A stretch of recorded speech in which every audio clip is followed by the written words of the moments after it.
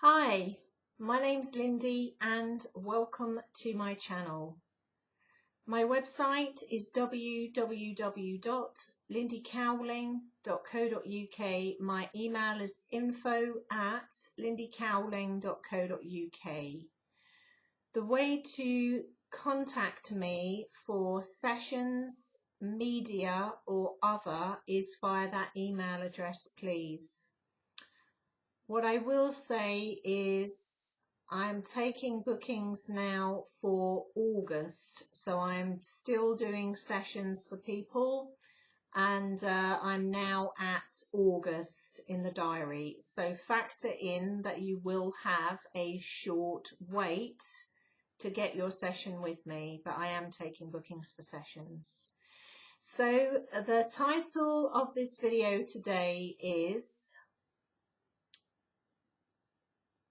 Well, I'm going to say this video today, it may be that I record two videos today, I'm not sure. I've got the feeling I might be recording two videos today, but the title of this video is Why would a connection be a jackass? Why would a connection be a jackass? I did consider renaming the video to Why Would My Connection Be an Asshole or an Arsehole, but I thought that would be a little bit controversial, so I didn't. Now, the reason I brought this video out is this is a question, in all seriousness, that comes up time and time again with people that are in an awakening process. An awakening process that has been triggered or brought about by a catalyst event in their life, and most often that catalyst event comes in the form of another person or people. And a common factor, I mean surprisingly common factor in these awakening processes is a lot of people have this kind of process with a person that they're connected to that has, let's say, very challenging personality characteristics. So they might be a sociopath, they might be a psychopath, they might be a narcissist, or they might be none of the above, but just have kind of tendencies like narcissistic tendencies.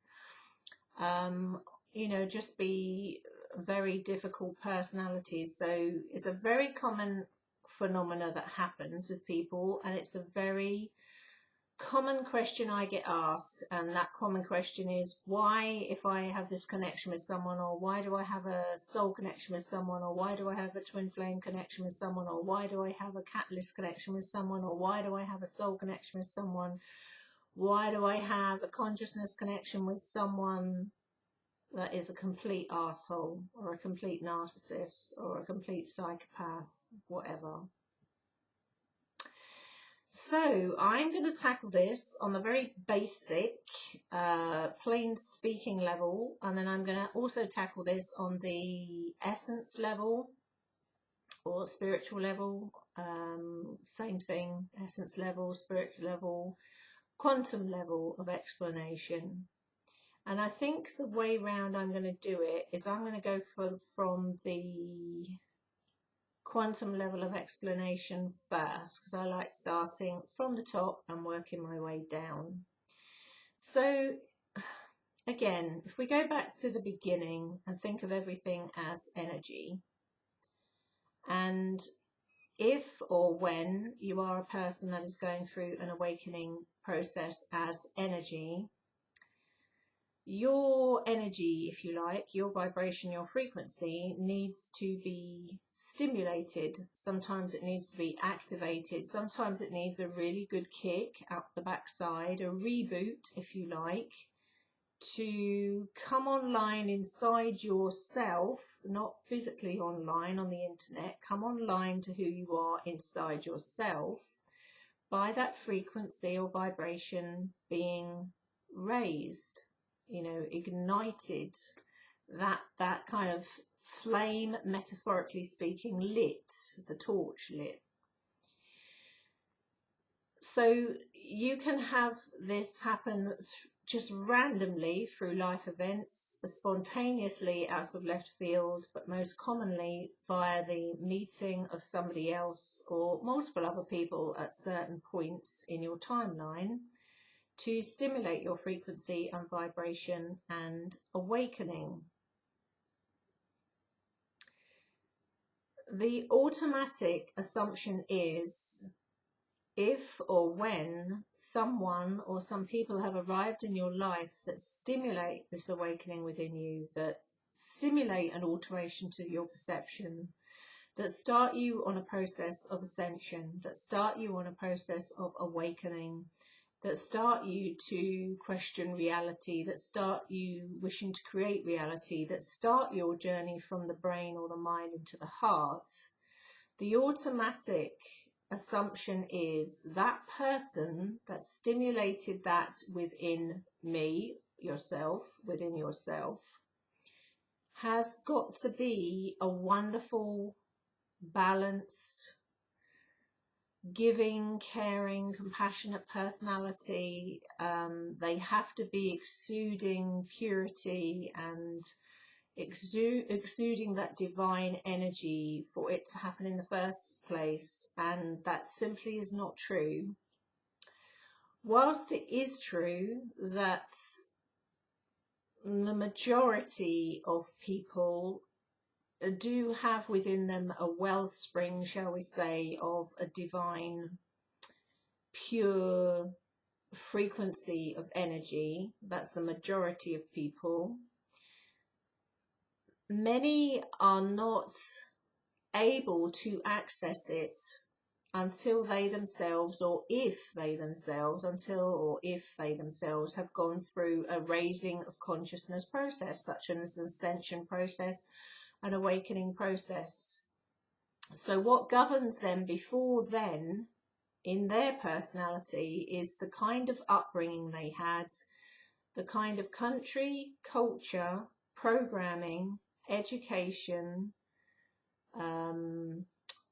brainwashing of consciousness to a certain degree that influenced the personality characteristics they came in with. So let me give you a plain example. Somebody could be born with they came in with the coding, if you like, of a very optimistic, outgoing personality. And if they're born into a family of great drama or trauma, or huge things happening in their childhood, that bubbly, coded personality would be affected by that. So maybe distorted, maybe more repressed than the original flower was meant to bloom, maybe more of a not fully bloomed flower in personality, because of the life experiences they had or were having or are having. So a personality like that would be almost a distortion, or almost like a hollow version of what they would or could be. And in order for those kind of personalities to come through that, there are many defense mechanisms and coping mechanisms put in place that become habitual going into their adulthood and further on. So if you add into the equation that perhaps those same people, having been through that very early on, then have in their life characteristics that mirror what they had, people around them with the characteristics that mirror what they had in their childhood, these defense mechanisms and coping mechanisms kind of come integrated with part of that person's personality. So what happens then is a number of things. They either, it's so well integrated they don't even know it's happening, and they adapt their personality a bit like a chameleon and wear particular different masks, if you like, without realizing they're doing it, just to adapt like a chameleon, a survival mechanism. Or they use a number of ways of bypassing, like I call it, again, spiritual bypassing, where they will not actually be able to face their authentic self in the mirror, but they use anything and everything they can to avoid that. In fact, it's almost like they find it impossible to do that, because they have to hide or lose themselves in other things that means they don't have to face let's say, the darkness within, or the shadow within, or the authentic self, because it's almost like they were missing links earlier on for them to do it. So in a way, I'm kind of describing, you know, a narcissistic personality, or a full-blown narcissist for you there, really. And so what can happen is these distortions or interruptions happen early on. This is just one example. This is not how all narcissists, psychopaths or sociopaths are formed. It's just one example for this video. And so you could have a personality like that had to compensate for events that happened earlier on, defense mechanisms, certain programming, certain conditioning, the way they were brought up. Then they're going along in their life later on as an adult, and then they meet either a catalyst, a spiritual catalyst, an essence catalyst, conscious catalyst, a soulmate, a twin flame, you know, the list goes on. Soul family, some kind of connection that comes in out of left field, meets them. That connection immediately stimulates a raising of vibration or frequency within the both. It's not a one-way street, within the both of them, but both of them will react differently to that according to what their background, culture, programming, childhood, etc., personalities are like.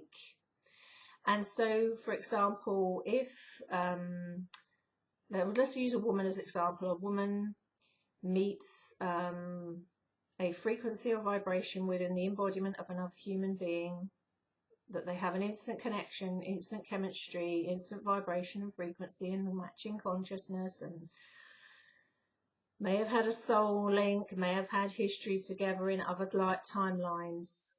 But the personality of the male, the masculine one, is distorted, it's inverted, it's hollow, it's damaged, and they've got an automatic disconnect, the male, between the soul, the spirit, because on a personality level, all the dots haven't added up, it hasn't all come together.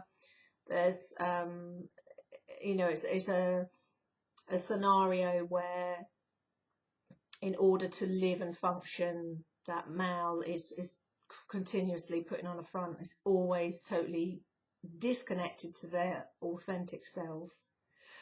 What happens is when the two come into each other's lives, not only is there the stimulation and raising of the frequency and vibration, but all of the disconnected dots, all the disconnect attempts to come online to itself. It attempts to connect, and of course it can't connect within itself, or he can't connect within himself, because the circuit board isn't complete. It's like a circuit board, a blueprint, a template. The circuit boards, all the points on that circuit board aren't there. So often what that kind of personality or consciousness will do is, if they meet someone that they've got, you know, some kind of resonance with, attraction to, connection to, even if they don't see it that way, they will, what they do is they often try to compensate for their missing circuitry through the complete circuitry of another. So if you have met or are involved with, this is for a male or female, somebody that you have this deep chemistry, this deep attraction, you feel you have soul history, you feel that there is some kind of really profound connection between you guys, but one or both of you is an utter arsehole, an utter jackass,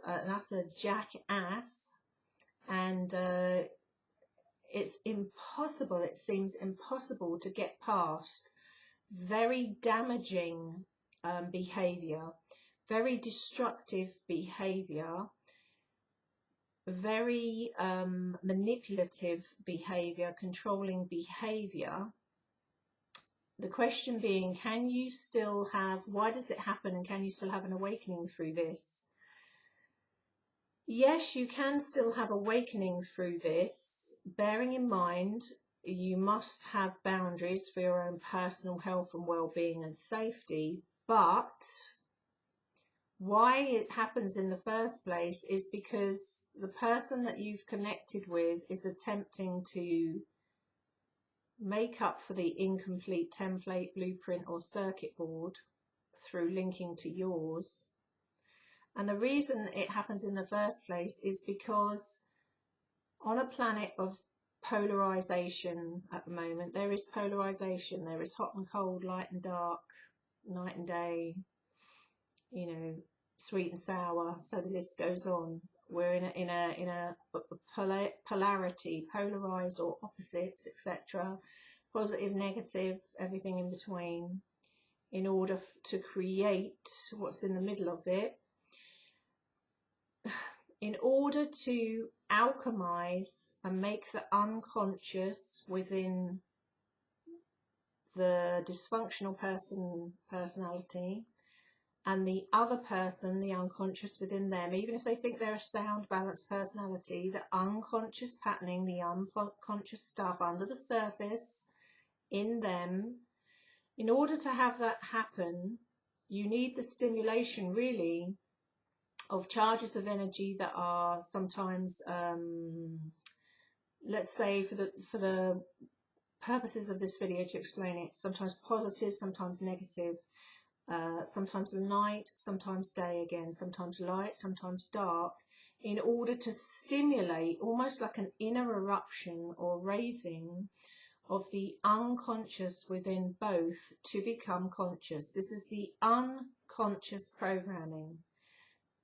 Programming since birth, families you're born into, culture you're born into, country you're born into, religions you're born into, everything you can think of. It's all the patterning, not just from this life and timelines, every reality, every timeline, every existence, every recorded existence within the cells, within the soul, within you as a frequency and vibration and consciousness that you as a soul have experienced. Get stimulated with some of these connections. Not all of them can stimulate right onto these deep levels. Some are different levels depending on what you need, depending on what they need. But some stimulate on every level. That's the spiritual levels, the essence levels, soul, right the way across, depending on what you need, depending on what they need. And generally speaking, it's to make those patterns be revealed to you so you can see how you fall into a particular mindset, how you fall into connecting with people in a particular way, how you fall into a particular set of behaviors, the patterns that are running within you. And when you connect, why you can sometimes connect with someone that has really negative personality characteristics. The easiest way to describe it is there is a kind of a sort of fusion that takes place between negative and positive, and like I say, light and dark, night and day. There is a kind of fusion that takes place that really creates creation, or creates a unified field. You can only get to an inner unified field. You can only get to inner union. You can only get to inner unity. You can only get to 0 point. You can only get to balance by going through a process of making the non-balanced, the imbalanced, the unconscious conscious. So if you have had, like, on a human level, let's say the misfortune of connecting with a narcissist, psychopath or sociopath, that's only one human way of viewing it. The bigger picture here is that stimulates on a grand level all the unconscious programs and patterns within you, and it stimulates a great amount of matter. Yes, it may seem a lot of that is very negative, dark matter, but it stimulates a lot of matter that is brought to the surface going through a process like that. In a very challenging way, yes, but there are huge shifts that take place connecting like that. So don't make the automatic assumption that because you've connected with someone on these levels that makes them really pure and divine. Some of the people that you can connect with aren't able to access those attributes within themselves, and it's not really, although they're given the gift and the same opportunity as you, not everyone can access it, and you can have some very distorted, disturbed, damaged personalities that are still able to run energy through them or mirror your spiritual energy to you. They're able to tell you what you want to hear. They're able to press certain buttons. And if we look at the bigger picture of it, I guess what I'm trying to say is you can learn and evolve through all of that. But the reason it happens in the first place is we're on a planet of opposites. We're on a planet of polarity at the moment.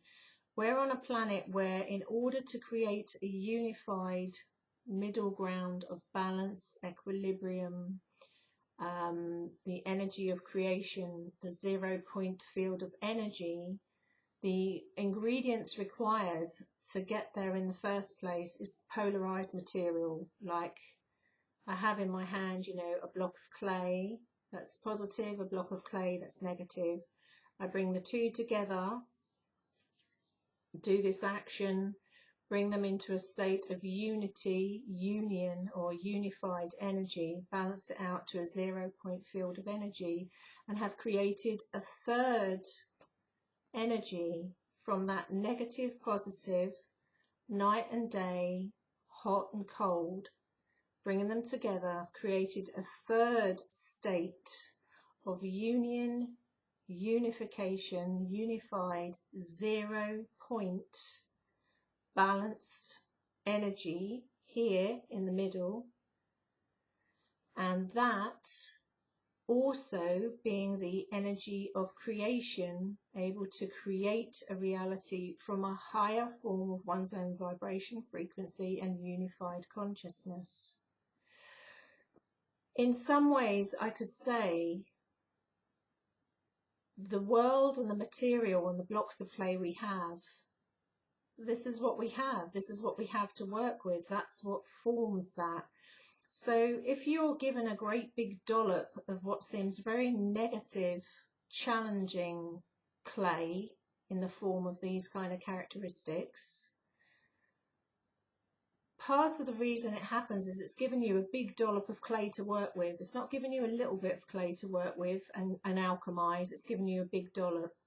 And often that is because there are traits or traces of those dollops of clay: narcissism, psychopathy, sociopath behavior.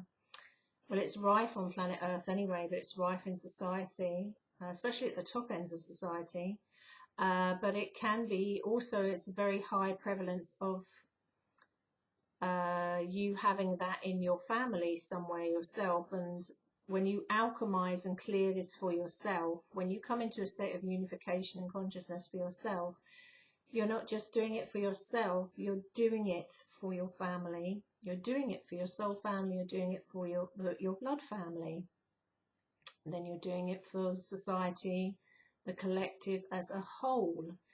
Because we're at a state in our evolution now where everything that we are doing to make ourselves more conscious on that journey from the brain and the head into the heart is also helping draw that line in the sand for the families that we came in through, soul families, blood families.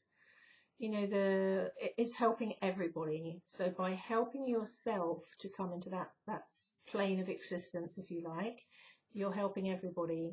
So you can connect with these personalities in order. It's a strange way of looking at it, I know, but it gives you more material to work with, more clay, more muck to work with, to create that third energy. Does that mean to say that you stay on the receiving end of very negative, dangerous, damaging, destructive behavior? Absolutely not. It does not mean you stay on the end of that. It means that you must listen to with your own intuition, your own discernment of what is appropriate behavior to tolerate and what is absolutely not. And if you have to walk away, you have to walk away. Because if you have to walk away, you may be walking away from them, but you're not walking away from the process. You're not walking away from the gift or the opportunity. You still have then inner work to do to clear whatever that interaction has been about, to heal from that, to come into a state of unity and unification. But that process won't be taken away from you. You know, you may be using your feet to walk away from a situation, but let's say the situation doesn't walk away from you until it's transformed inside you. You do the transformation there. So it still means as a human being you don't stay on the receiving end of a negative, destructive, appalling, damaging, dangerous, mentally dangerous, emotionally dangerous, physically dangerous behaviour. So why does this happen? Why do you meet a connection that's a jackass? Because we are on a planet of polarity, opposites, polarizations. They are the lumps of clay. They are the lumps of pastry or dough that we're given to work with in order to cancel out, in a way, the positive and negative. They come together. There is the unconscious being made conscious, the positive and negative, or I could say also mixed in. I'm going to say positive and negative charge, but you know, I'm talking masculine, feminine energies here.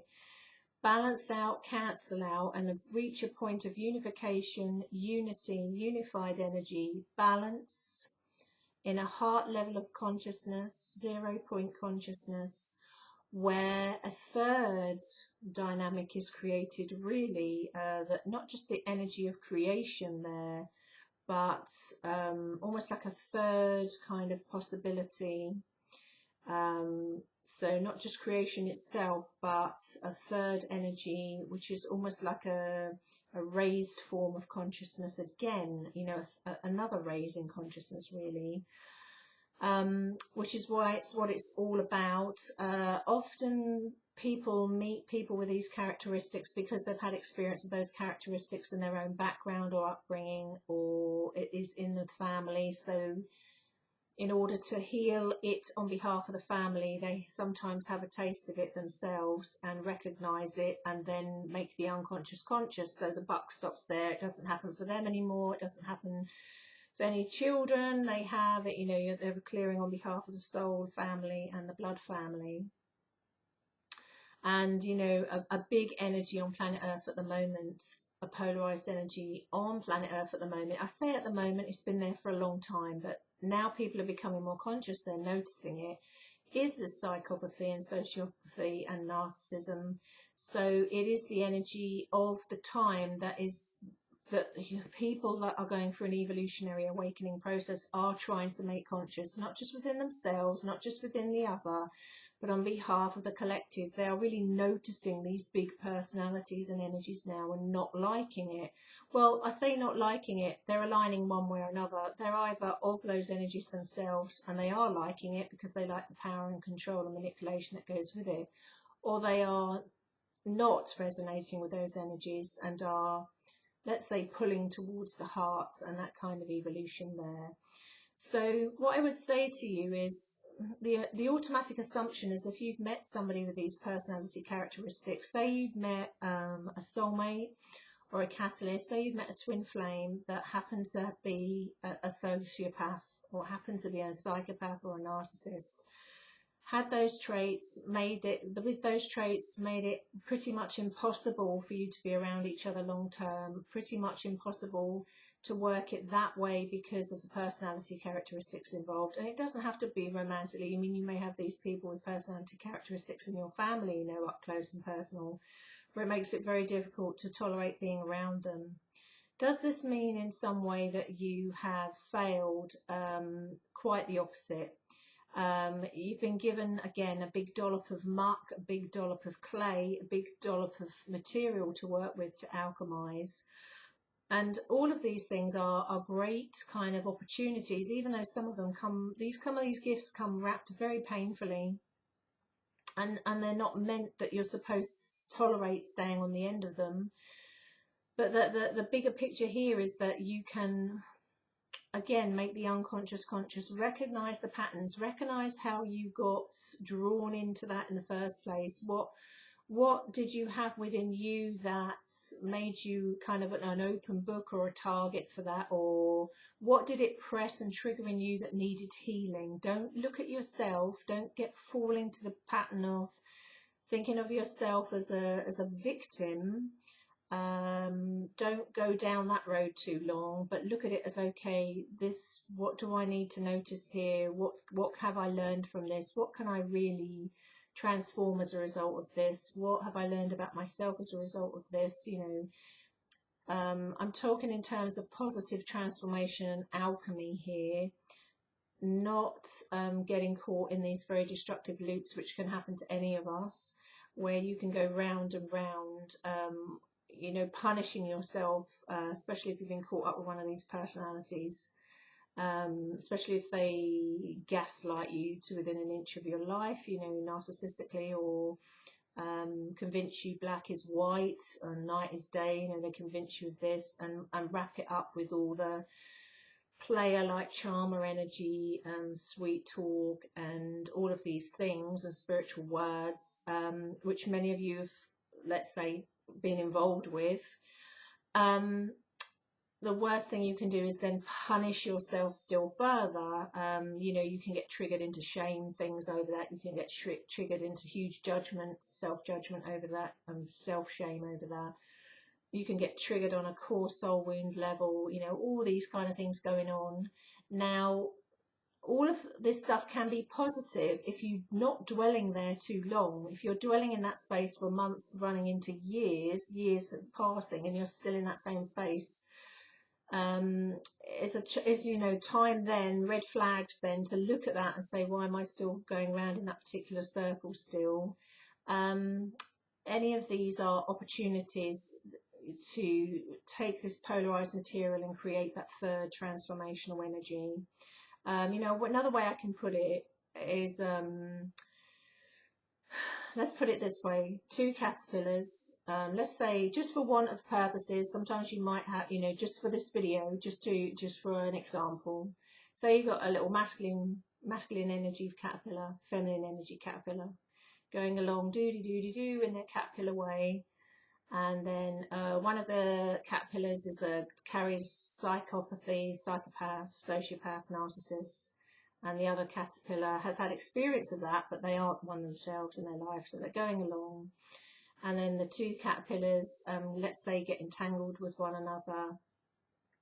Then they go through a period of into the chrysalis stage, where there is a golden opportunity for both of them, yet rarely both of them take it. Often it's one of them that takes the opportunity 99.9% of the time. The first one to take the opportunity is the more feminine energy. Not always, but most of the time. Feminine energy seems to step forward out of the chrysalis first. So let's say the chrysalis is all the junk, the gunk, the unconscious stuff, itching to be made conscious. And then, although they both have the opportunity to come through the other side as butterflies, more often than not, the feminine charged energy comes out of the chrysalis and comes out with their wings and the butterflies. The masculine energy either sits in that chrysalis, that bit, doesn't go into the chrysalis in the first place, or comes out of the chrysalis a little bit later. That's why you've got lots of feminine butterflies out there and not so many male butterflies out there. So for this, metaphorically speaking, the reason being why, because the feminine energy is the one that births it, that gives birth to the third energy. You need masculine energy and feminine energy to create it. You need those night and day, hot and cold, to create it, to light the fuse, so to speak. But the one that actually gives birth to it and holds the space is the feminine energy that births it. Cannot be done one without the other. We can't just do it all feminine and we cannot do it all masculine. It has to be the two combined, but the one that gives birth to it, just as the human women are giving birth to babies, is the feminine energy that births it in. Then the masculine energy, let's say, follows up, do, slightly behind the feminine one. So on that note, I'm going to love you and leave you. I hope you found that video interesting. I shall be back on camera again soon. I was thinking about doing 2 videos, but I think as this one's gone on a lot longer than I anticipated, I think I'll leave it there. And I'll be back on camera again soon. So I hope you guys are doing well. I can hardly believe we're into July. Unbelievable. So take care of yourselves, and I'll see you again soon. Bye.